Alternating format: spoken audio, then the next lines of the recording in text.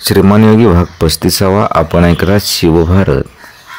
महाबळेश्वरला देवदर्शन घेऊन राजे सर्वांशी विचारविनिमय करीत होते. तान्हा, येसाजी यासारखे वीर जावळीवरती चालून जावे या मताचे होते. जावळी खोर किर्रानाचं वेढलेलं, काटेरी जाळ्या, झाडं, झुडपं, कलकीची बेटे यांनी रात्रंदिवस करणाऱ्या त्या खोऱ्यात दिवसा डावळ्या एकाकी माणूस शिरायला घाबरे. याच रानात पूर्वीच्या मोऱ्यांनी खिलजीच्या, बहामनी, आदिलशाहीच्या फौजा कापून काढल्या होत्या. जावळीवरती सरळ चाल करणं अशक्य होतं अवघड जागेमुळं. जावळीचा एक माणूस बाहेरच्या 100 माणसांना भारी होता. महाबळेश्वरी राजांच्या बरोबर शिलीमकर, बांदल, कान्होजी जिंदे यासारखे मातबर होते. तसेच तान्हा, येसा, रघुनाथ, सुरराव काकडे यासारखी जीवाला जीव देणारी माणसे होती. राजांनी मनाशी निर्णय केला. त्यांनी रघुनाथ बल्लाळ कोरड्यांना बोलावलं. त्यांना राजा म्हणाल, चंद्रराव मोरे यास मारल्यावरही राज्य साधत नाही. ज्याच्या हाती जावळी त्याच्या सर्व सत्ता वाई प्रांतावरती. त्यात तुम्हा वाचून हे कर्म कोणास न होय. तुम्ही त्याच्याकडे हेजवीच जाणे. रघुनाथ पंतांनी आज्ञा मान्य केली. चंद्ररावाच्या जावळीत बोलणी करण्याच्या निमित्ताने ते घुसण्यास तयार झाले. रघुनाथ पंताबरोबर राजांनी निवडक 100-125 धारकळी मानून दिले. निरोप घेताना रघुनाथ पंत म्हणाले, मी मोरे गडीत प्रवेश करतो.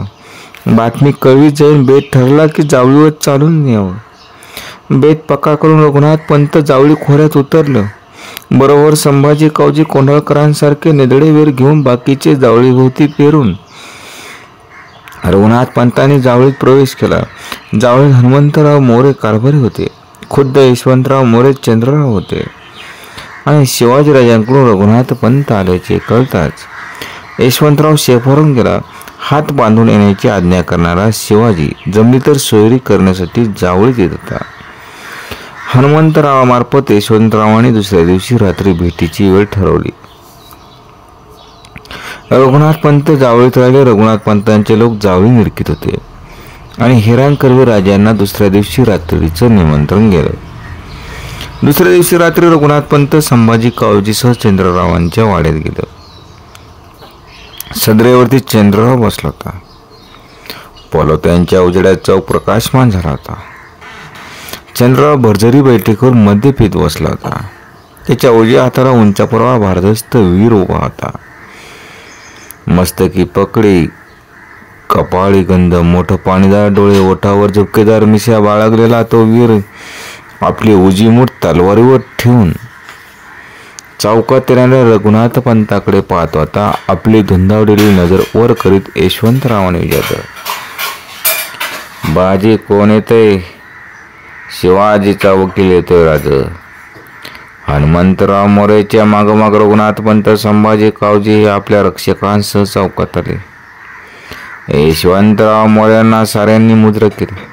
हनुमंतराव सदरेच्या पायरीवरच होता. मध्याचा पेला उठीला यशवंतराव नजर रोखीत म्हणाला, अरे कोण रा तू? हनुमंतराव आजबीने म्हणाला, महाराज. चुप. यशवंतराव ओरडला, त्याला बोलू दे. रघुनाथ पंत खाकरला, म्हणाला, मी रघुनाथ बल्लाळ कोरड, शिवाजीराजांचा चिटणीस, राज्यांचा. अरे कोण रा राज? यशवंतराव म्हणाला, इथं राजा एकच, ते म्हणजे आम्ही.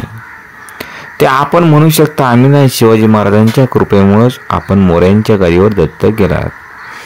चंद्रराव किताब मिळाली हे कृपा करून ध्यानात घ्यावं. यशवंतराव मोठ्याने हसला. हसू संपल्यावर ते म्हणाला, मोठं उपकार आहे शिवाजीचे. एवढी ताकद होती तर तोच का नाही बसला गादीवर? सारं हसलं.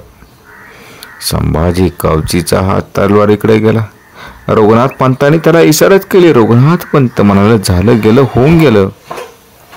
राजांच्या मनात सलूक करावा असा आहे. त्यात राजांचा आनंद आहे. राजांना आनंद आहे. त्याला असेल आम्हाला नाही. जाऊन तुमच्या राजाला सांगा. अरे जावळीत पाय घातला, माघारी जाता यायचं नाही म्हणावा हनुमंतराव. जे हनुमंतराव पुढं झालं. चंद्रराव उठू लागला. रघुनाथ पंत अस्वस्थ झाले. ते म्हणाले, सोयरिकीचं काय? यशवंतराव परत भेटेकरी बसला. त्याला परत हसू फुटलं. तो म्हणाला, आमची सोयरी त्या भोसल्याच्या पोरावर. अरे वा, खूप. एकदम यशवंतरावाचा चेहरा कठोर बनला. ते ओरडला, सांग अरे तुझ्या शिवाजीला, हे मोऱ्याचं घराणं चंद्रगुप्ताचं घराणं आहे. पिढ्यानपिढ्याचं राजे आहे आम्ही म्हणावं. आणि परत चंद्रराव हसला. तुम्हाला थांबा, एक तोड आहे. एक स्थळ योग्यतेच आहे. आमचे कारभारी यशवंतराव आहेत ना, त्यांची मुलगी आहे. विचार करता का? योग्य पायरीनंच सोयरी घडेल ती. सारे स्तब्ध होते. त्याच वेळी घोड्याचा गुदकार घुमला. पुन्हा तोच आवाज आला. यशवंतराव म्हणाला, बघा जमतं का? घोबडानंही साथ दिली. घोबडं ओरडलं की मृत्यू येतो म्हणतात. रघुनाथ पंत म्हणाले, कदाचित तसे असेल. तुम्ही मरणार नाही कशावरून? हनुमंतराव यांना गिरफ्तार करा, मस्तक उडवा. तितकं सोपं नाही ते. रघुनाथ पंत कडाडलं. सारं चपापलं. दिवसाने रघुनाथ पंत बोलले, फार ऐकलं चंद्रराव, कान उघडे ठेवून ऐक. लिहिलेली संधी तू गमावलीस. या क्षणी जावळी होती राजांचा गरडा आहे. गरुडाचा आवाज ऐकलास तो तुझ्या मृत्यूचा कौल होता. हनुमंतराव मोरे तलवार उचलून रघुनाथ पंतावर धावला. त्याचवेळी रघुनाथ पंताच्या मागे असलेल्या संभाजी कावजी हनुमंतरावावर वार केला. किंचाळत हनुमंतराव माग कोसळला आणि संभाजी कावजी रघुनाथ पंत क्षणाचाही अवधी न सोडता कापाकापी करीत वाड्याबाहेर पडलं. एक बार जावळीवर उठला आणि जावळीच्या चारी बाजूने हर हर महादेवाची आरोळी उठली. जावळीत लढायला तोंड लागलं.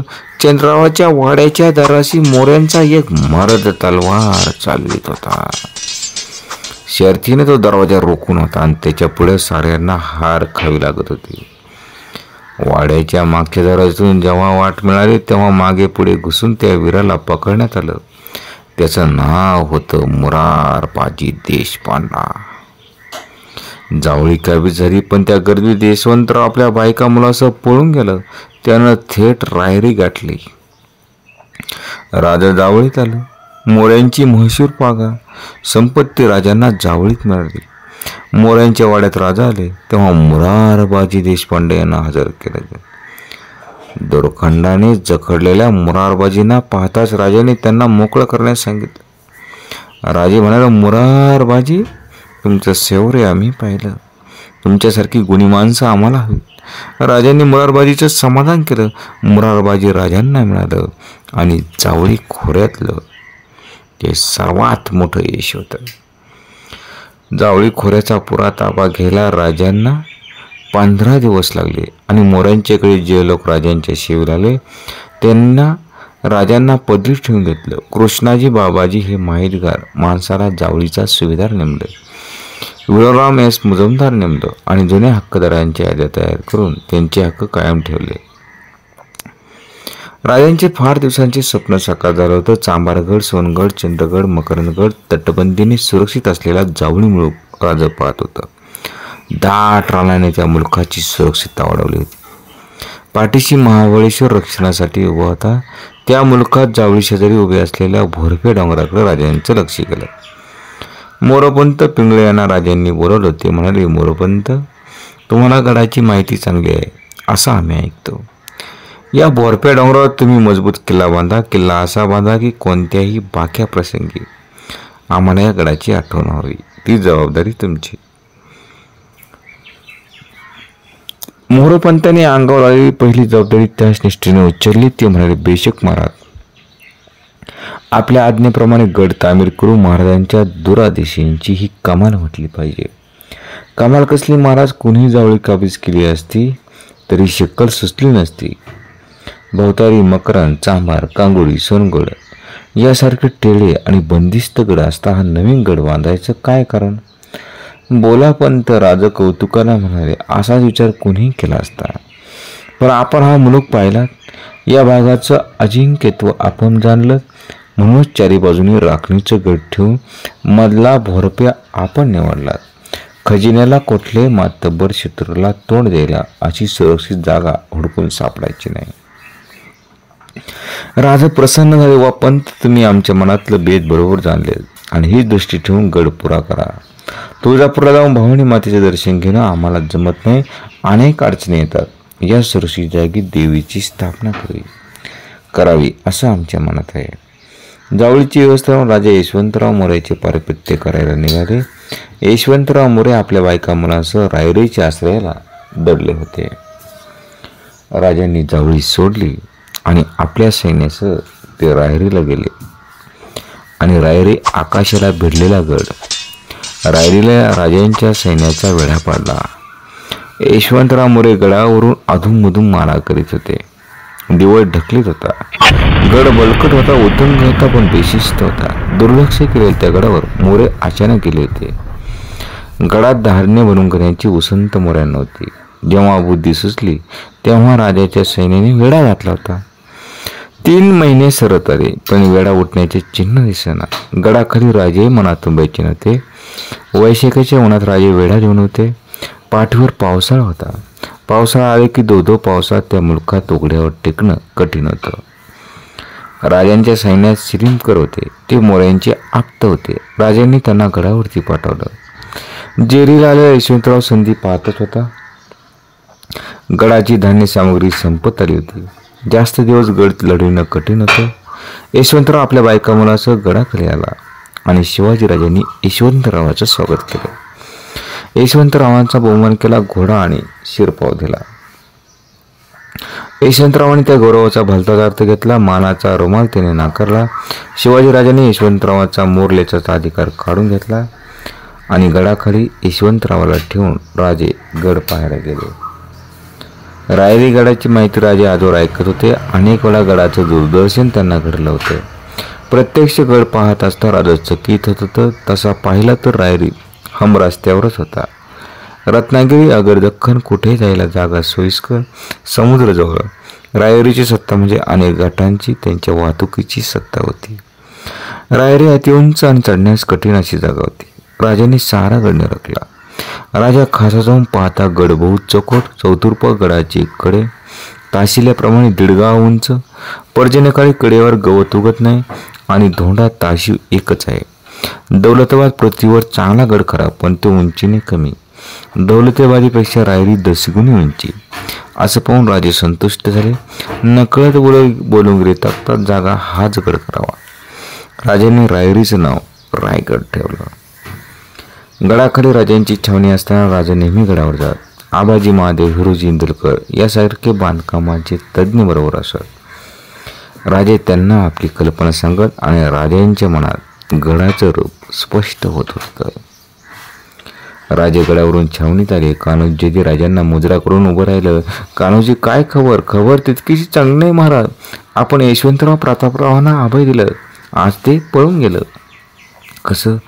आपण गडावर गेलात आणि मोऱ्यांना फिरलेल्यांनी त्यांना घोडी दिली, पाठलाग केला. यशवंतराव सापडले, प्रतापराव पळून गेलं. राजा संतप्त झाले. यशवंतरावांना आपल्याकडे वळवून घेऊन त्यांनाच जावळीत ठेवण्याचा राजांचा बेत होता. राजा म्हणाले, यशवंतरावांना हजर करा. जेरबंद केलेले यशवंतराव राजांच्या समोर आणले गेले. यशवंतरावांच्या इकडे तुच्छतेने पाहत राजा म्हणाले, यशवंतराव, अहो कुठं पळून जायची तयारी केली होती? यशवंतराव हसला तर म्हणाल, जिथं तू नाहीस अशा कोणत्याही ठिकाणी जायची तयारी आहे माझी. यशवंतराव, तुम्ही कैदी आहात हे विसरू नका. अजूनही तुम्ही इमामानं राहायला तयार असाल. इमान आणि तुझ्याशी? अरे लढाईत हरलं म्हणून जागा विसरलो नाही मी. सिंह भुकेला झाला म्हणून गवत खाणार नाही. पिढीचा चंद्रराव किताब मिरवणारे मोरे भिक्षेचं अन्न खात नसतात. तुझ्यासारख्या उपऱ्याकडून तर मुळीच नाही. राजांचं स्मित नाहीचं झालं. खोबणीत बसलेल्या नेत्रांना एक वेगळीच धार आली. आपली नजर यशवंतराव रोखीत राजा कडाडलं. नुसती चंद्रगुप्त मौर्यांची वंशाळी सांगून माणसं मोठी होत नसतात. मोर मध्याच्या कैपात सदैव धुंद राहणार तू त्या पराक्रमी मोऱ्याची आठवण कशाला करतो? प्रजेवर अवैध जुलूम जबरदस्ती करणारे निरपराध माणसं पोत्यात कोंडून त्यांच्याकडून हवं ते वादायला आणि करायला भाग पाडणारे समर्थ राजे तुम्ही. त्या थोर घराण्याचं नावही घेण्याची तुमची लायकी नाही. आम्ही संधी दिली होती पण ती तुम्हाला उचलता आली नाही.